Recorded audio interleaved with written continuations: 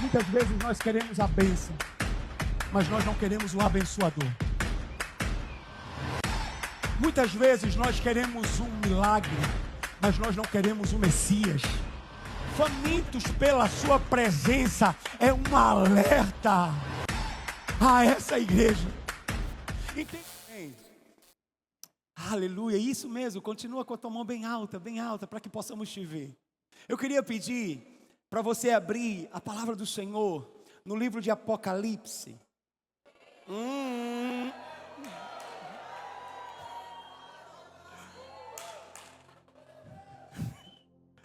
Ai, Jesus, eu acho que eles não vão me deixar pregar hoje. Apocalipse capítulo 3, a partir do versículo 14. Nós tivemos uma manhã maravilhosa, tão especial na presença de Jesus. E eu tenho certeza que essa mesma presença que nos envolveu naquele período, no período da manhã, no turno da manhã, também vai nos envolver no turno da noite, amém? Hoje nós começamos, eu vou pedir muito para que você me ajude a pregar, porque eu estou praticamente sem voz, mas eu sei que eu tenho aqui nessa igreja um time de homens e mulheres mais incendiados do que eu, amém? Então você vai me ajudar a pregar nessa noite? Sim. Na noite de hoje, no dia de hoje, nós começamos uma nova série de mensagens, chamada Famintos. Pastor, famintos do quê? Famintos da presença. Me ajuda a pregar nessa noite, pelo amor de Deus. Olha para esse irmão que está do teu lado e diz assim para ele: você acabou de sentar. Fala para ele: você acabou de sentar do lado de alguém que está faminto pela presença. Fala para ele assim, ó: prepara, que até o final da noite a fome vai aumentar. Fala para ele: o teu cálice vai transbordar.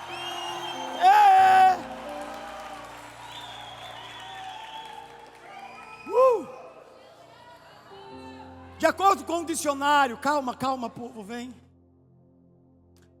De acordo com o dicionário, faminto não é só aquele que tem uma fome qualquer. De acordo com o dicionário, faminto é aquele que tem uma fome em excesso. De acordo com o dicionário, faminto é aquele que tem uma fome que não acaba. É aquele que está carregado por um forte sentimento de ter algo. É aquele que tem uma fome que não termina. Eu creio que eu estou numa igreja de homens e mulheres que estão famintos pela presença. Eu creio que eu estou em uma igreja de homens e mulheres que estão famintos pelo pão da vida. Eu creio que eu estou em uma igreja de homens e mulheres que estão sedentos pela água da vida. Eu creio que eu estou numa igreja de homens e mulheres que carregam uma fome que não termina.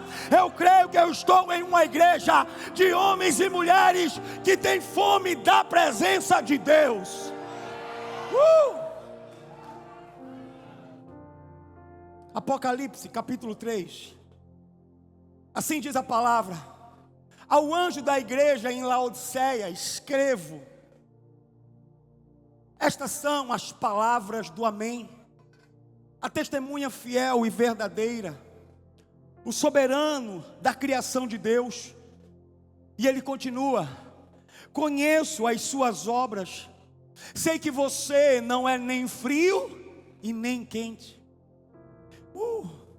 Melhor seria que você fosse frio ou quente. Assim, porque você é morno, não é frio nem quente, estou a ponto de vomitá-lo da minha boca. Você diz: estou rico, adquiri riquezas e não preciso de nada. Não reconhece, porém, que é miserável, digno de compaixão, pobre e cego e que está nu. Dou a você este conselho: compre de mim ouro refinado no fogo, e você se tornará rico. Compre roupas brancas e vista-se para cobrir a sua vergonhosa nudez. E compre colírio para ungir os seus olhos e poder enxergar. repreendo e disciplino aqueles que eu amo. Por isso, seja diligente e arrependa-se. Eis que estou à porta e bato. Se alguém ouvir a minha voz e abrir a porta, entrarei, cearei com ele e ele comigo.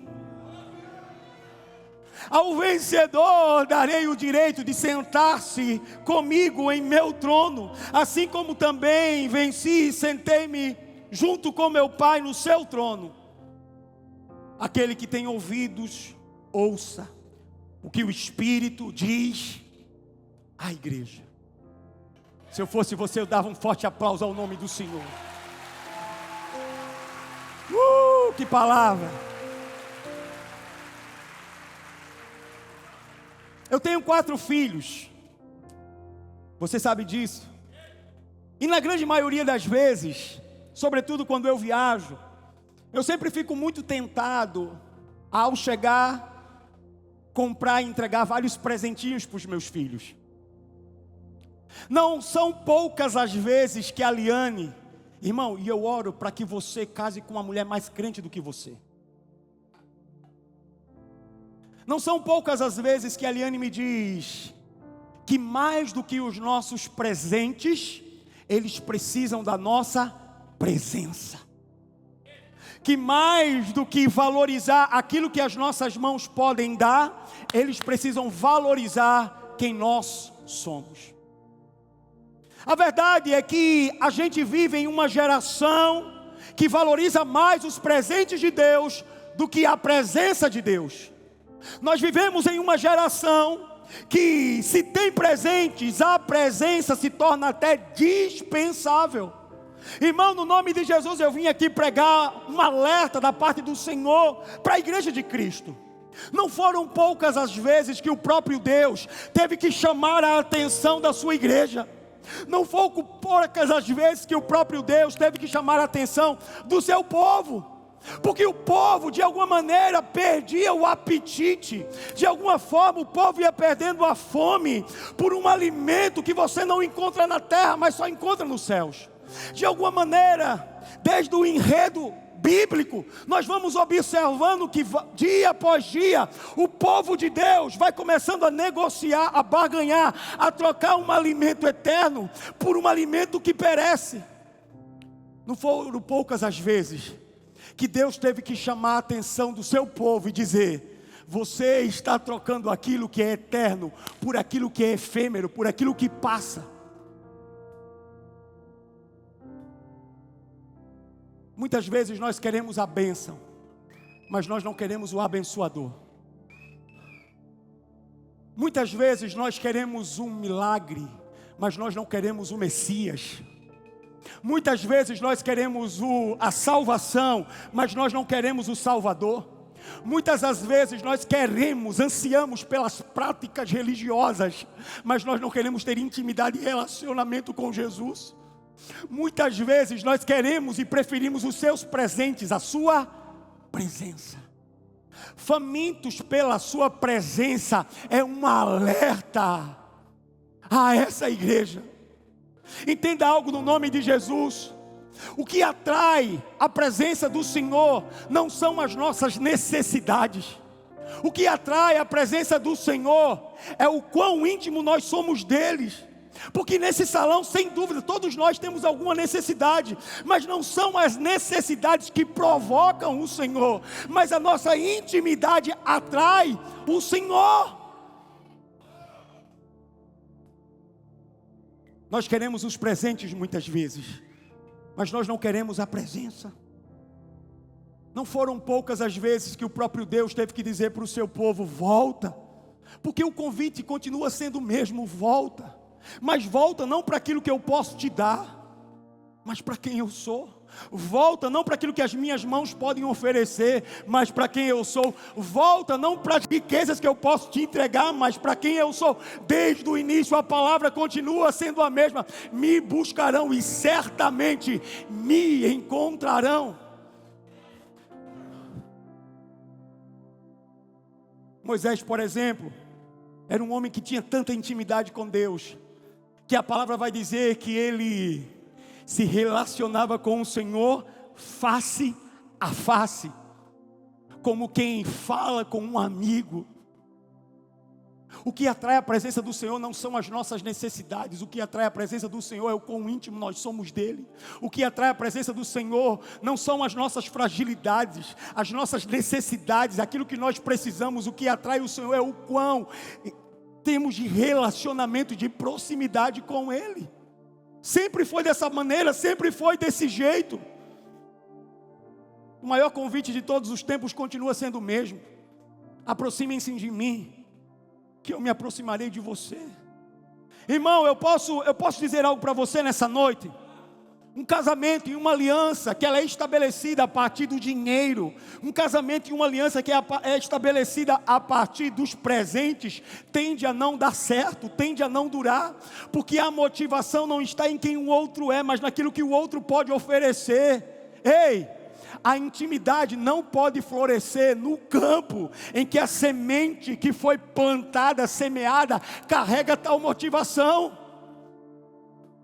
Nós precisamos buscar Jesus por quem Ele é. Nós precisamos buscar ter relacionamento com Deus por quem Ele é, e não por aquilo que Ele pode fazer por nós, aquilo que Ele pode fazer por você. A igreja brasileira, ela foi tomando um determinado rumo em que o que mais importa é a provisão, ao invés do provedor. Doutrinas e teologias, elas foram estabelecidas no centro da igreja, para nos dizer que muitas vezes o resultado significa que a bênção no resultado, mas nem sempre no resultado tem bênção, nem sempre nos bens tem bênção, nem sempre no enriquecer tem bênçãos.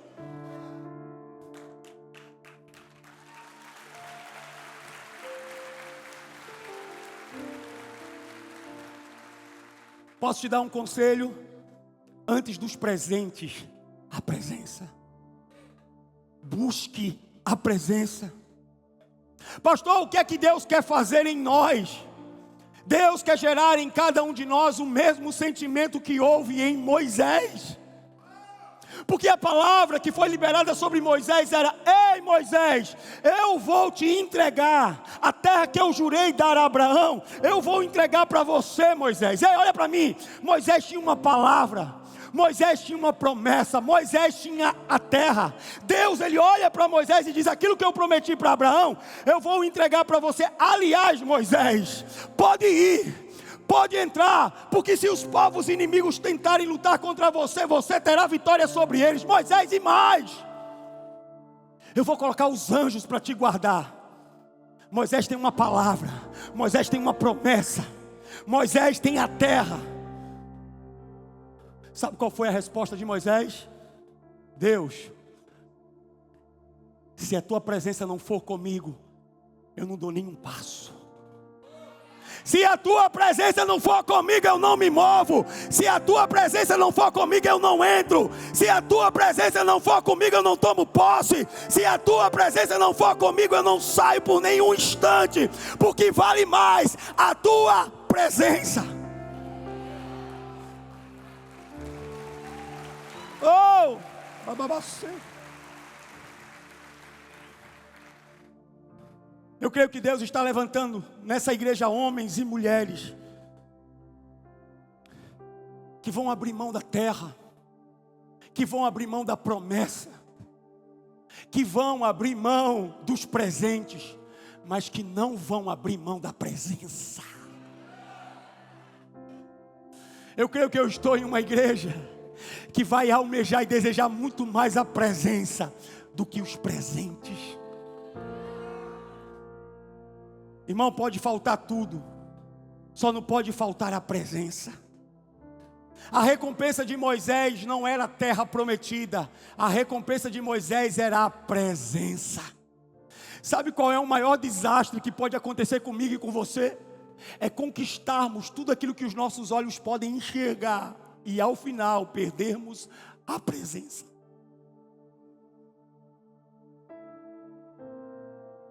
A ministração de hoje vai ser quase que como um desabafo. Vamos junto? Quem tem a presença tem tudo. Pastor, mas eu não tenho recurso. Mas se você tem a presença é aquele que é o dono do ouro e da prata. Pastor, mas eu não tenho remédio. Mas se você tem a presença é aquele que é o médico dos médicos, aquele que dá a última palavra. Pastor, mas eu não tenho uma alegria. Mas se você tem a presença, diz a palavra que até a tristeza tem que saltar de alegria. Pastor, mas eu não tenho sabedoria. Mas se você tem a presença, você tem aquele que é onisciente, que sabe de todas as coisas. Se você tem a presença, você não tem falta de mais nada. Mais nada. Oh! Essa série de mensagens é para nós um alerta. Essa série de mensagens é um convite para entrarmos no lugar da intimidade. Percorremos aquele caminho que percorrera Adão e Eva quando Deus vinha visitá-los na viração do dia. Só que no nosso caso, Deus quer nos visitar o tempo todo. Essa série de ministrações é um convite para mim e para você entrarmos em um ambiente de intimidade com o Senhor, a ponto sim de negarmos qualquer outra coisa que possa substituí-lo. Essa série de mensagens é um convite para você e para mim entrarmos em um nível de relacionamento, e que nesse relacionamento com o Senhor não vai haver barganha, não vai haver negociata, não vai haver troca, só vai haver entrega.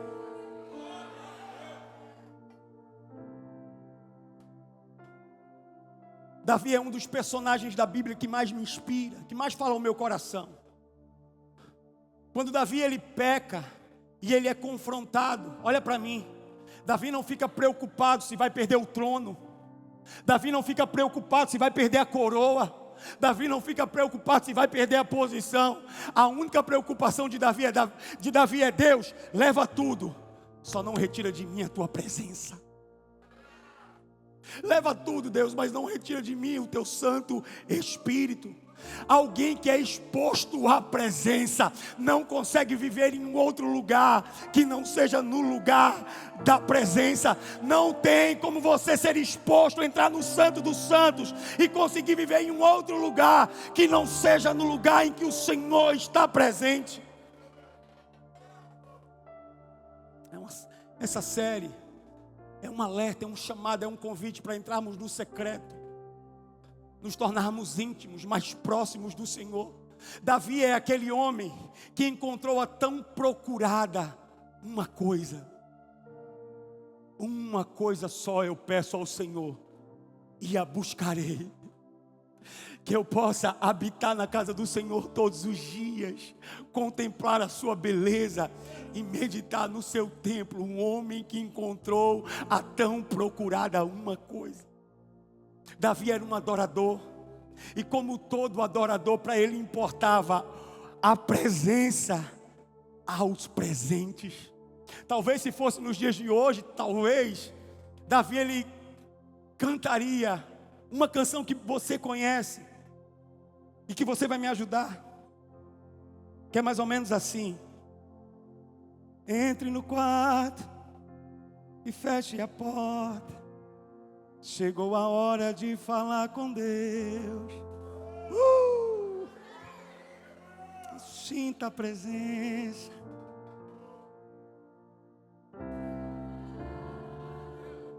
Sinta a glória.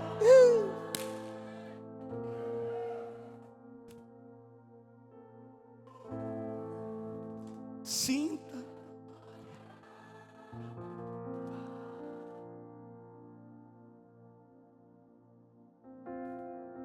Não se detenha se as lágrimas rolarem.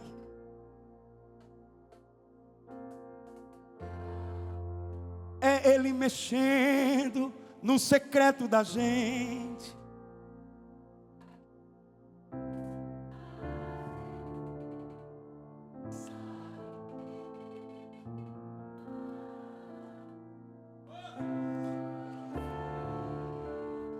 E sabe,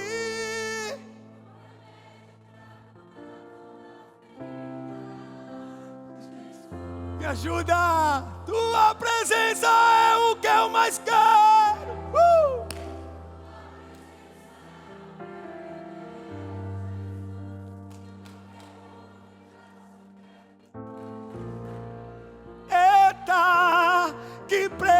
é essa?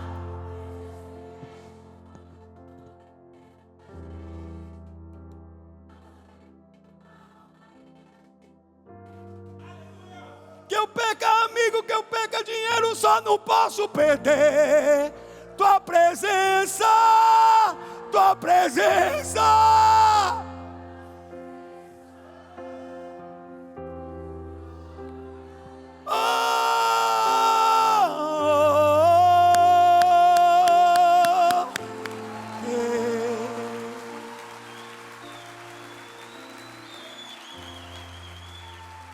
Quando a gente descobre que Deus é tudo aquilo que a gente tem, a gente entende que Ele é mais do que suficiente na nossa vida.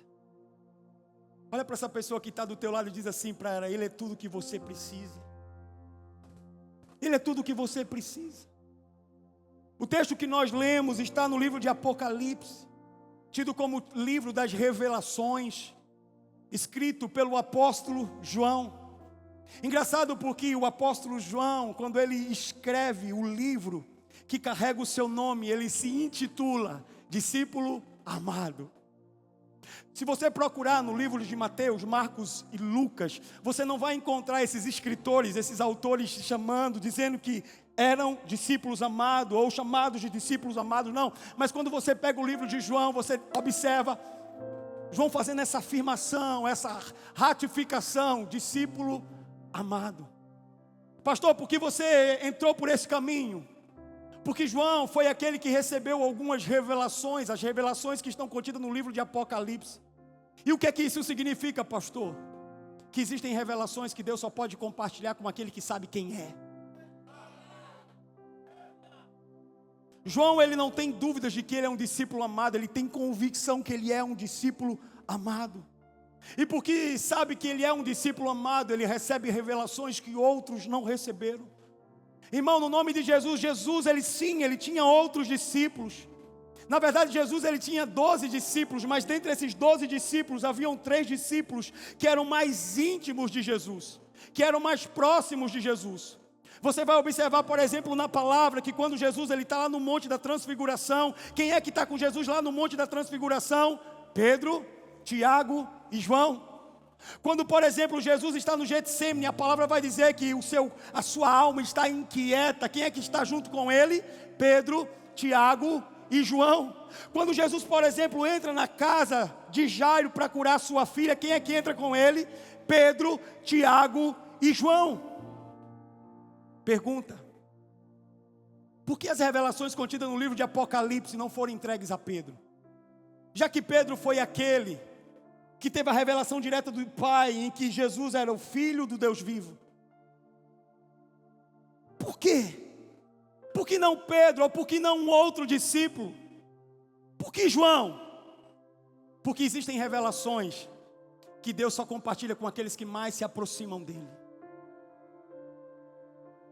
Existem revelações, existem profundidades que Deus só pode compartilhar com aqueles que se tornam mais íntimos dele. A palavra vai dizer que João é o único dos discípulos que, quando está sentado à mesa com Jesus, ele reclina sua cabeça sobre o peito do mestre.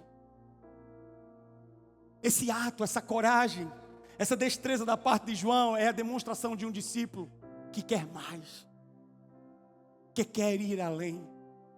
Entenda algo no nome de Jesus: quando você quer ter mais intimidade, mais proximidade com Ele, 2 coisas podem acontecer. E a primeira é que quando você faz o que ninguém está fazendo, você vive o que ninguém está vivendo. Saia do raso e viva o que ninguém viveu ainda. Mas existe também uma segunda situação. Quando você se entrega, quando você entra nesse ambiente de intimidade, você recebe um nível de revelação que não poderia ser dado a um outro alguém, a não ser esse alguém que mergulha no Senhor. Existem intimidades, revelações da parte de Jesus que Ele quer compartilhar, não para pessoas que estão na roda, diria até que não para pessoas que estão na mesa, mas para pessoas que estão dispostas a reclinar a cabeça no peito do Mestre. Porque quando você reclina a cabeça no peito do Mestre, você deixa de ouvir a voz do medo, você deixa de ouvir a voz da rejeição, você deixa de ouvir a voz da condenação. Os teus ouvidos só podem ouvir as batidas do coração do Senhor.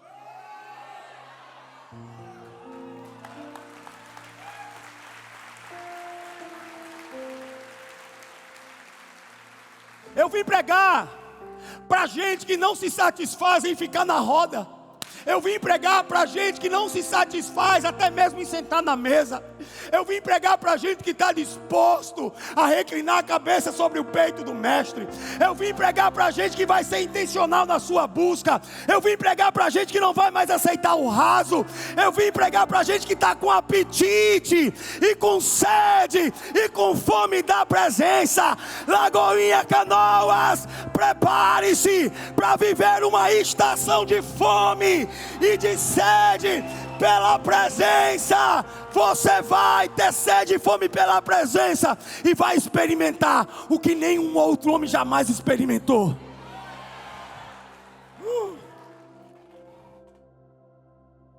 Eu declaro que os céus olharão para essa igreja e verão um povo faminto pela presença. A Bíblia vai dizer que João é levado para a ilha de Patmos.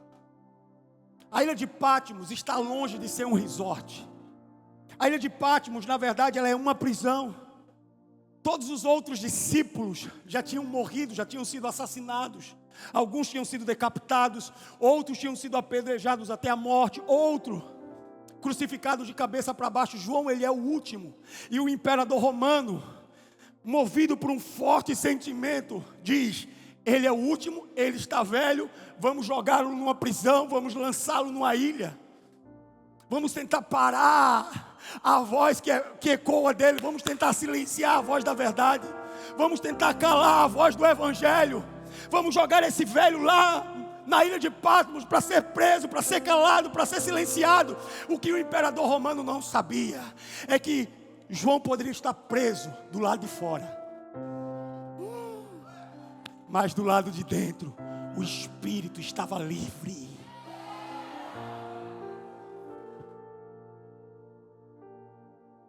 O espírito estava livre.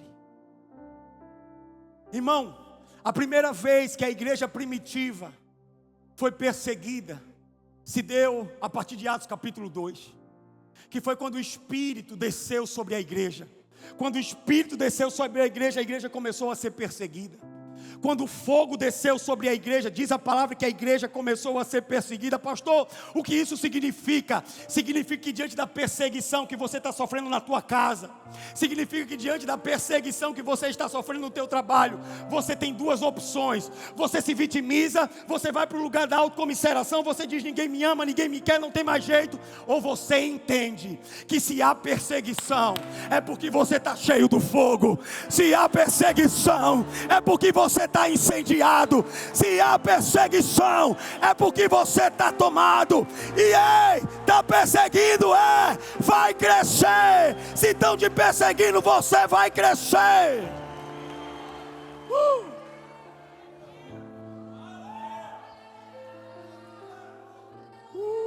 Eu sinto a presença do Espírito Santo.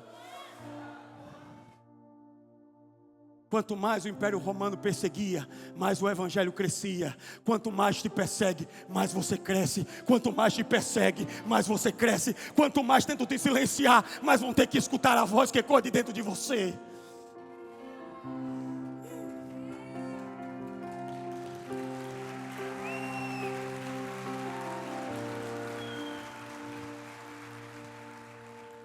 Homens estão dizendo: vai morrer, vai silenciar, vai acabar, vai terminar. Acabou o evangelho, acabou a igreja. E Deus lá naquela ilha com João dizendo: não, João, vem para cá, que eu vou te mostrar o futuro. Eu vou te mostrar o que nenhum homem viu. Você pode estar preso do lado de fora, no corpo, mas o teu espírito está livre. O teu espírito é livre. Irmão, o Coliseu tentou parar a igreja.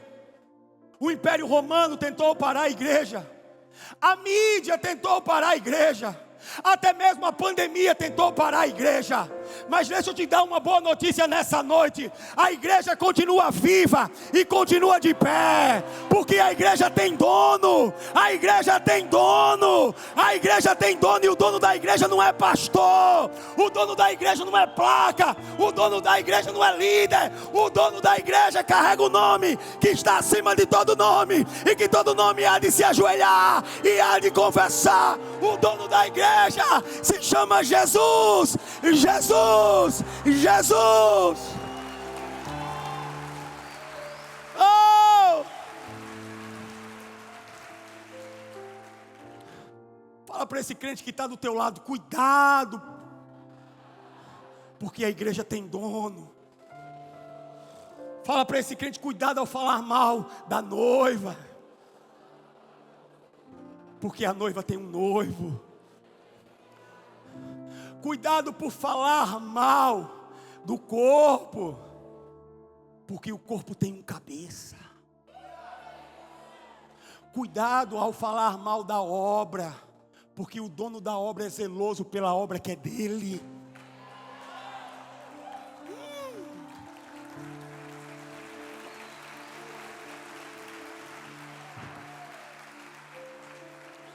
A palavra vai dizer que Jesus ele aparece para João, e João vê 7 candelabros, 7 candeeiros, e no meio dos candelabros, diz a palavra, estava o Filho do Homem. Sabe por quê? Porque Jesus está no meio da igreja, Jesus está no meio da noiva.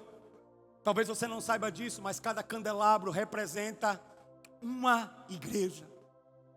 E João, ele recebe de Jesus 7 cartas a serem distribuídas entre as 7 igrejas que se situavam na região da Ásia.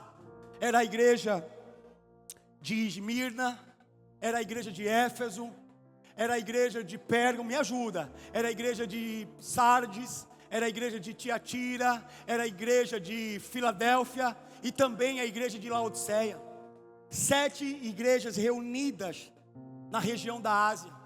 Essas 7 igrejas recebem, cada uma delas recebe uma carta, um direcionamento da parte de Deus. Mas há algo interessante que eu queria compartilhar com você nessa noite. Eu queria que você ficasse muito atento a esse momento. Nesse momento em que o Senhor, ele, através da vida de João, ele compartilha 7 cartas às 7 igrejas. O interessante é que dessas 7 igrejas, só 2 igrejas recebem elogios. Só 2 igrejas recebem boa pontuação.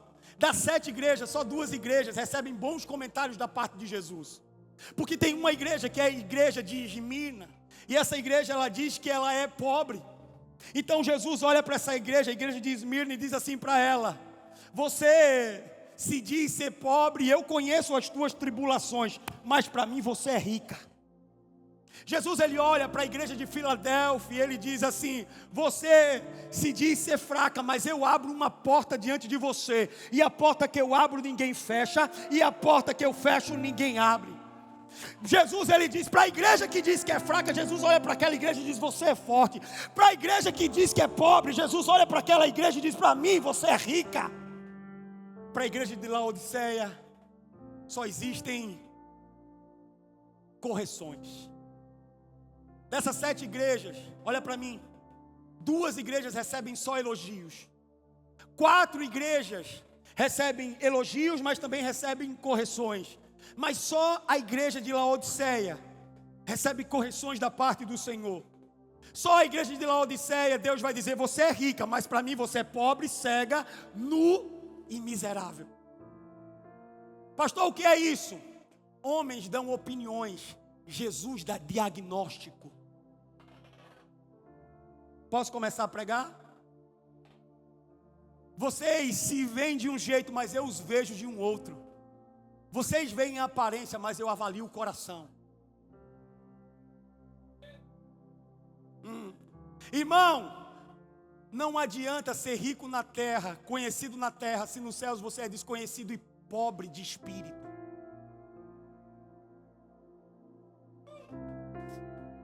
Para 7 igrejas, no livro de Apocalipse, Jesus ele está dizendo: eu as conheço. Para 7 igrejas, Jesus olha para cada uma delas e diz: eu as conheço. Eu conheço as tuas obras. Eu conheço que você gosta de lançar as coisas para baixo do tapete. Eu conheço. Eu conheço que na igreja você fala em línguas, mas em casa só fala palavrão. Eu conheço. Eu conheço que na igreja você serve todo mundo, mas em casa você não alcança um copo de água para tua esposa. Eu conheço. Me ajuda aí, me ajuda. Eu conheço que na igreja você é uma bênção, mas em casa você fica endemoniado fácil. Eu conheço. Ô irmão, deixa eu dizer algo para você, eu já volto. Parênteses. Eu confesso que depois da conferência do Espírito Santo, eu pensava na minha ingenuidade, que viria uma mensagem mais motivacional, uma mensagem mais coach. Depois da conferência do Espírito, aí Deus olha para mim e diz assim: eu quero que você continue dando feijoada.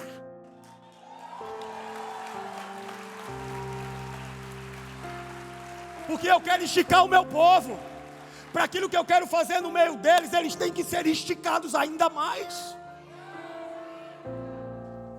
Irmão, se você está constrangido, chateado comigo, pelo amor de Deus, reclama com o Espírito Santo, porque Ele é o dono da igreja.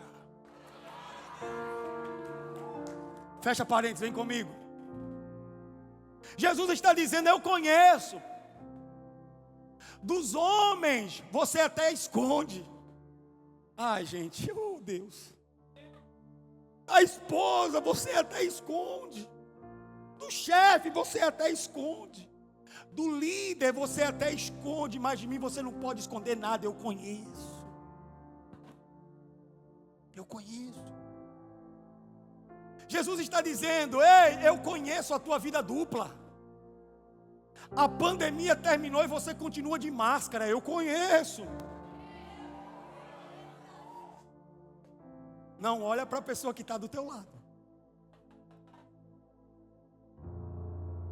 Oh Deus, sabe o que é que eu estou orando? Eu estou orando, amor. Eu estou dizendo: Deus, me deixa pregar salmos. Porque se eu pregar salmos, Deus, vai encher o salão, vai ficar a gente do lado de fora. Ah, Deus, me deixa pregar uma palavra motivacional, uma palavra coach. Porque se eu começar a dizer para o povo que eles podem fazer o que eles querem fazer, que eles podem chegar do jeito que estão e ficar do jeito que estão, aí vai encher o salão, Deus. Deixa eu dizer para o povo que pode pecar à vontade, que não tem problema nenhum, porque daí vai encher. Eu acho até que eles querem que eu pregue isso, Deus.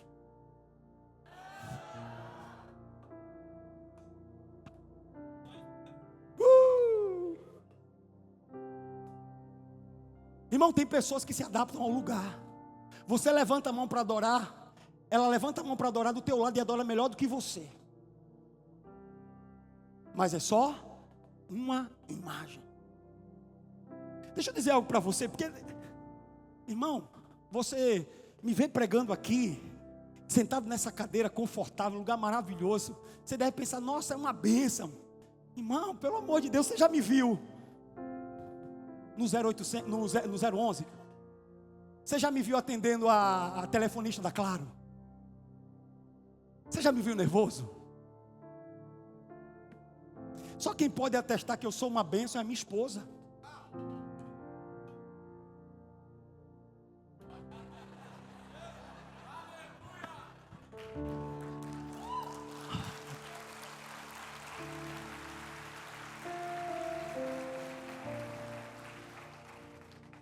Amor, qual é o Pix? CPF ou é o e-mail? Entrou bem certinho. Sabe, Jesus está dizendo: eu conheço os teus pecados. Mas Jesus também está dizendo: eu conheço as tuas aflições. Jesus também está dizendo para muitos de nós aqui nessa noite: eu conheço as vezes que você entra no banheiro e liga o chuveiro bem forte para que ninguém escute o gemido do teu choro. Jesus está dizendo: eu conheço. Eu conheço. Jesus está dizendo aqui para pessoas: eu conheço que você não consegue dormir, preocupado com o dia seguinte, com as contas, e porque as pessoas esperam de você que você tem que dar conta, mas você está às vezes, muitas vezes quebrado por dentro. Jesus está dizendo: eu conheço. Eu conheço.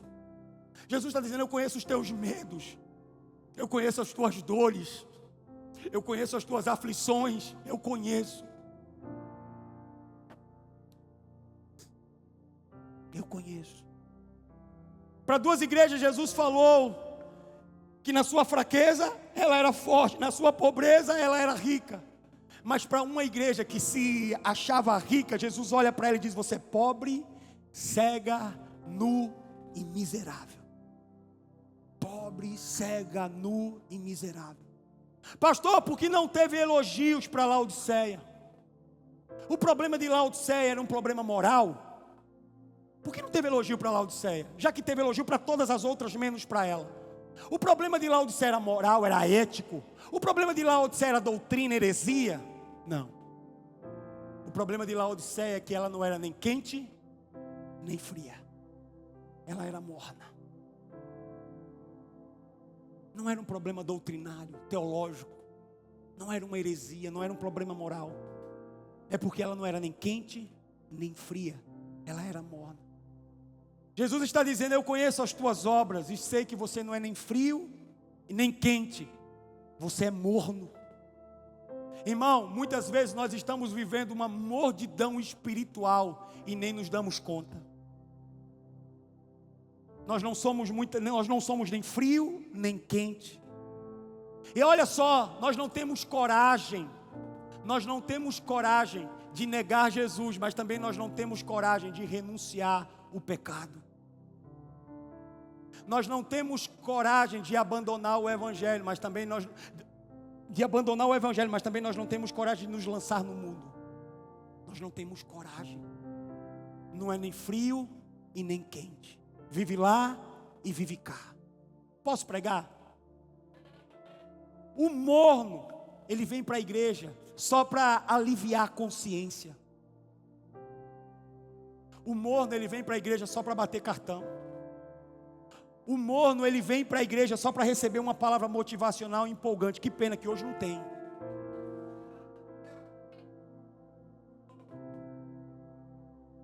O morno, ele vem para a igreja para ser animado no domingo, mas na segunda ele não se relaciona com Jesus.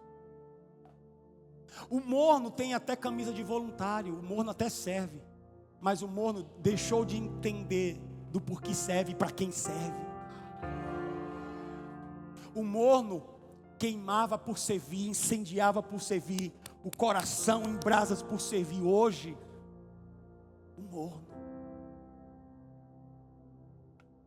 não tem mais intencionalidade, não tem mais paixão, não tem mais o brilho no olho, o morno. Pastor, como é que eu sei que eu estou vivendo uma mordidão espiritual? Antes você tinha pressa para o culto começar, agora você tem pressa para o culto terminar. Antes você vivia eu vou falar tudo hoje eu vou. Eu vou dar lugar. Antes você vivia na madrugada, se prostituindo, se drogando, tomando da 1:51. Agora que você foi resgatado, restaurado, limpo, quando o culto passa do horário, você fica possesso.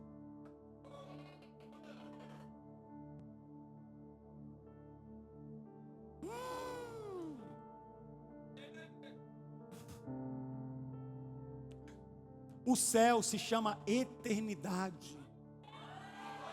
E se você não estiver disposto a viver a eternidade aqui, pode ter certeza, você não vai viver lá.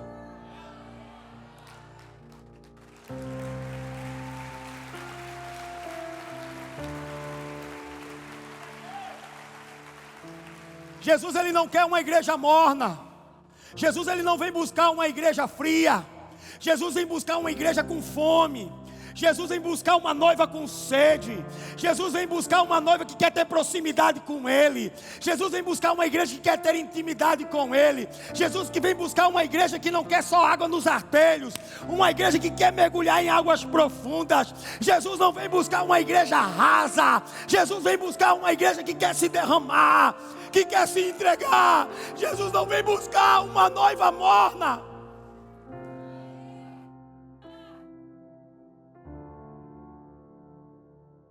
Jesus está dizendo para algumas pessoas aqui nessa noite: eu quero a chama do início. Eu não sei com quem eu estou falando. Eu quero o fogo do início, você lembra?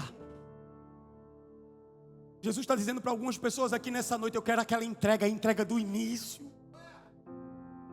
Você perdeu a motivação, você perdeu o fogo, você deixou de colocar lenha. Jesus está dizendo para a igreja de Laodiceia: o problema não é ético, o problema não é moral, o problema não é doutrinário, o problema, Laodiceia, é que você perdeu a fome pela minha presença. Você perdeu o apetite por esse lugar do secreto. Você perdeu o apetite por ter intimidade e relacionamento comigo. O problema de Laodiceia não era dinheiro. Olha para mim, não era dinheiro o problema de Laodiceia. Não era heresia, não era problema doutrinário, era porque Laodiceia se tornou uma igreja morna. A igreja de Laodiceia, na sua época, era tão imponente, que talvez muitos de nós, se estivéssemos naquela época, seríamos membros de Laodiceia. Era uma igreja maravilhosa, impetuosa, mas que não tinha mais a chama do Espírito, não tinha mais o fogo do Espírito, não buscava mais a presença. Quando Jesus ele traz o diagnóstico sobre essa igreja, é para nos mostrar que as aparências enganam, e que nem tudo que parece é. Num domingo você levanta a mão e me adora, na segunda-feira você não sabe nem quem eu sou. Ouça o que o Espírito diz à igreja nessa noite, porque o Senhor está falando, porque o Senhor está falando com cada um de nós. Sabe o que é que mais me assusta? É Jesus olhar para essa igreja e dizer lá no versículo 15: eu conheço as tuas obras, e sei que você não é nem frio nem quente. Melhor seria que você fosse frio, melhor seria que você fosse quente, mas porque você é morno, eu tenho vontade de vomitar você. Sabe o que é que Jesus está dizendo? Eu prefiro um ateu convicto a um crente confuso. Eu prefiro alguém que não conhece a palavra àquele que conhece a palavra, mas não pratica a palavra. Eu prefiro aquele que não me conhece àquele que me conhece e diz ser luz, mas que é pedra de tropeço para a minha igreja. Eu prefiro o frio ao morno. Lá no versículo 16: assim porque você é morno e não é frio nem quente, estou a ponto de vomitá-lo da minha boca. Eu já vou terminar a pregação, porque eu sei que você já está ficando possesso já. Irmão, sabe qual tem sido as minhas orações? É que não sejamos uma multidão de mornos. A minha oração é que não sejamos uma igreja morna, irmão. Uma igreja que se acostuma com pouco, se acostuma com a mesa quando Deus está dizendo: coloca a cabeça no meu peito.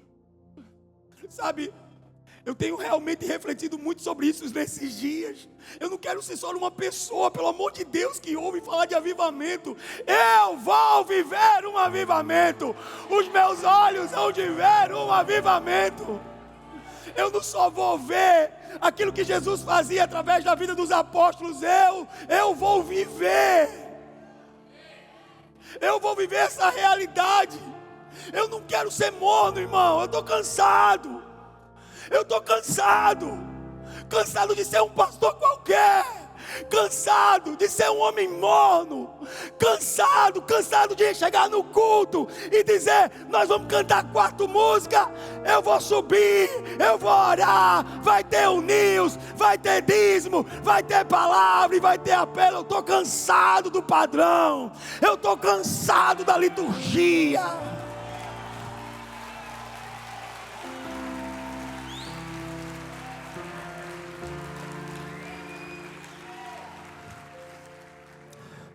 Quero só viver, eu acho que você também, irmão. Eu não quero só viver experiências no domingo, eu quero viver experiências com Jesus na segunda, na terça, na quarta, na quinta, na sexta, no sábado, até que Ele venha. Até que Ele venha.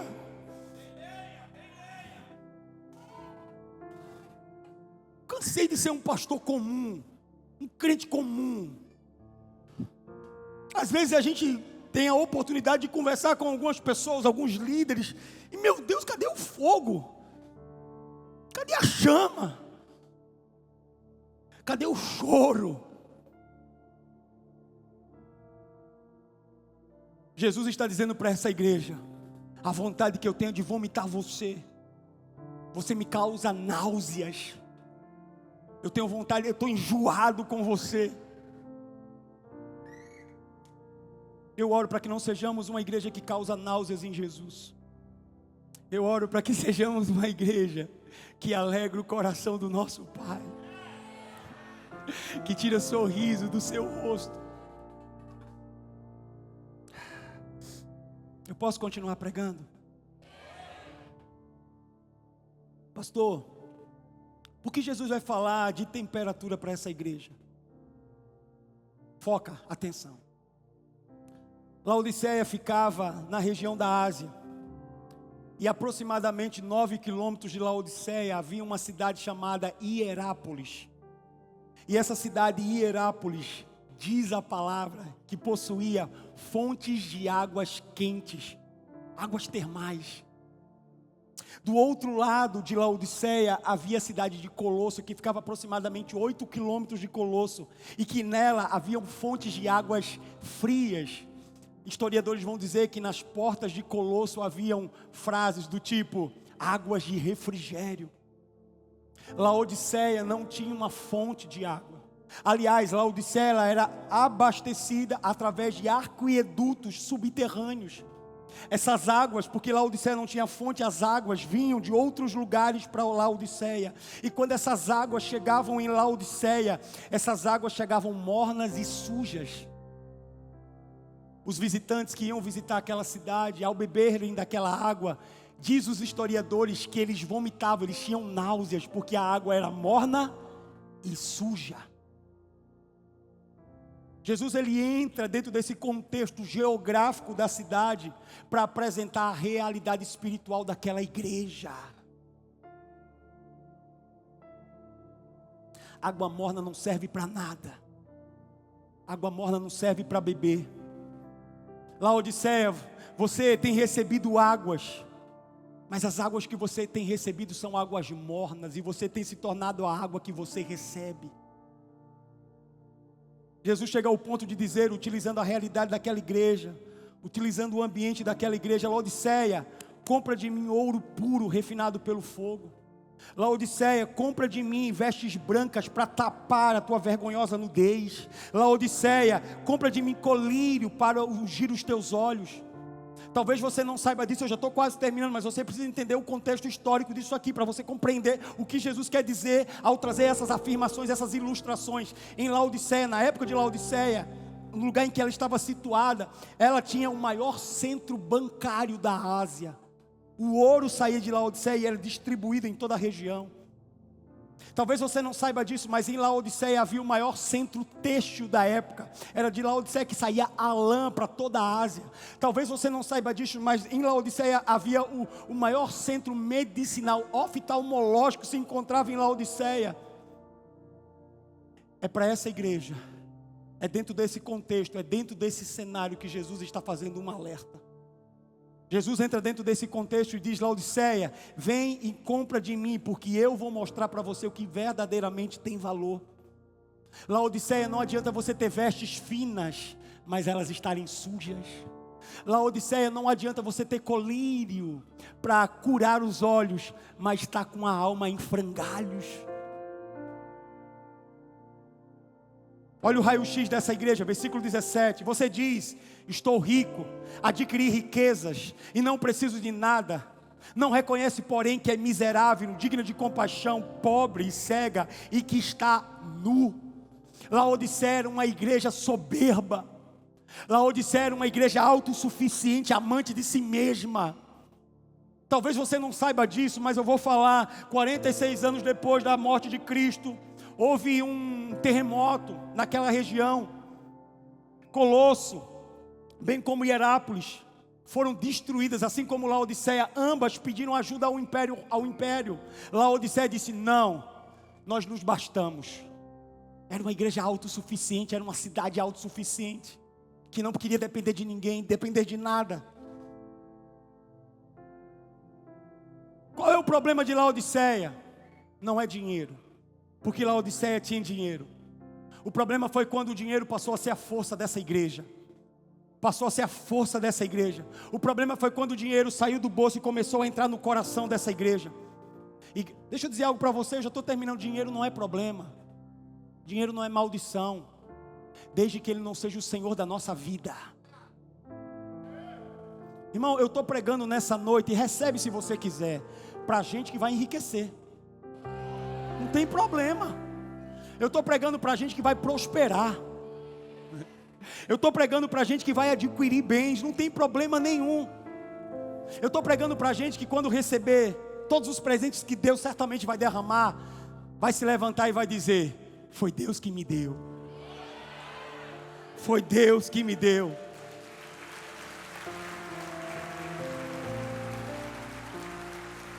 Porque dele e para ele são todas as coisas. Laodiceia acha que está bem, mas Jesus olha para ela e diz: você está pobre. Laodiceia acha que tem tudo. Jesus olha para ela e diz: você não tem nada. Posso dizer algo para você? Nem sempre Deus está presente no ganhar. Às vezes você acha que está tendo resultado, e porque está tendo resultado tem a bênção. Às vezes não é. Às vezes é porque tem número, porque tem quantidade, tem bênção. Às vezes não é. Às vezes você acha que está ganhando e tem a bênção, e às vezes não tem. Mas eu posso te dizer uma coisa com muita convicção no meu coração: perder com Deus é ganhar. Você não está entendendo? Perder com Deus é ganhar. Perder com Deus é ganhar. Porque a palavra nos afirma que todas as coisas cooperam para o bem daqueles que amam a Deus. Deus pode estar no ganhar, mas também Deus está no perder. E se Ele estiver no perder, você não perdeu nada. Aleluia. Aleluia.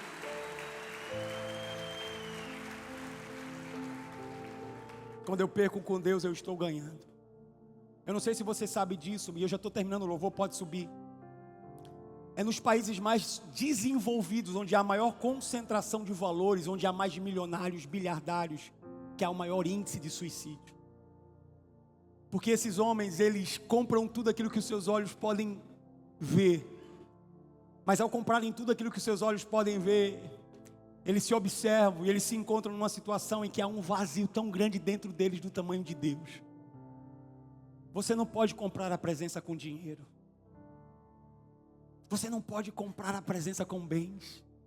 Você só pode comprar a presença com entrega.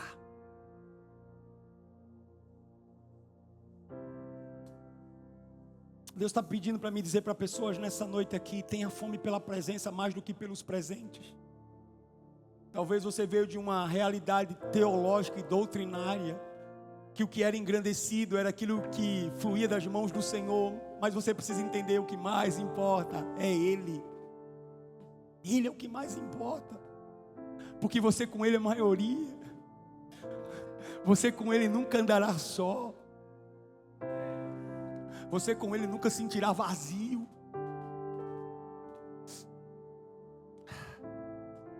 Eu tenho orado para que a gente como igreja desenvolva uma fome tão grande pelo Senhor. Uma sede tão grande por Jesus. Uma vontade tão imensa, tão extraordinária de querer estar na presença dEle. Olha o final da história, você pode se colocar de pé.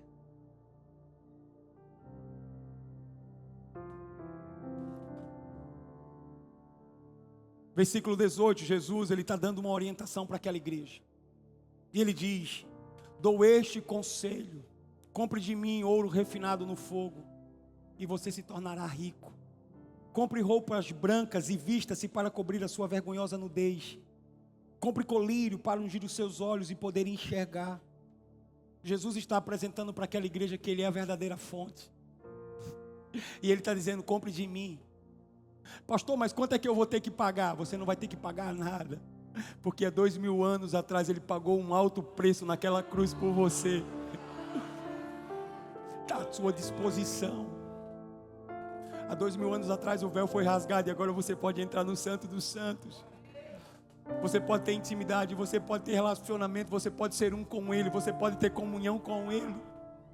Sabe, o Senhor Ele não está exatamente apenas repreendendo essa igreja, Ele também está dando uma orientação para essa igreja. Compre de mim.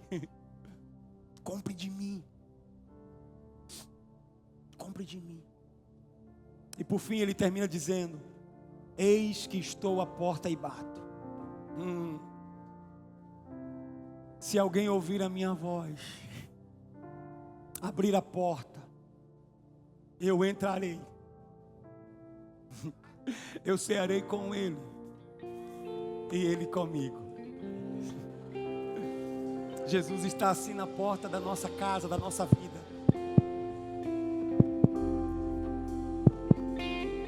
Jesus está batendo a porta, e Ele está batendo a porta porque Ele te ama incondicionalmente. Jesus deseja que você tenha intimidade e relacionamento com Ele. Jesus deseja que você o procure não para resolver problemas, o procure para contar os teus segredos. Jesus deseja que sejamos amigos deles, assim como Moisés era com o Senhor, relacionamento face a face. Acontece que temos colocado tantas e tantas situações na frente do Senhor, e o que o Senhor está nos chamando a atenção nessa noite é: ei, abre a porta e me deixa entrar. Abre a porta e me deixa mudar a tua vida.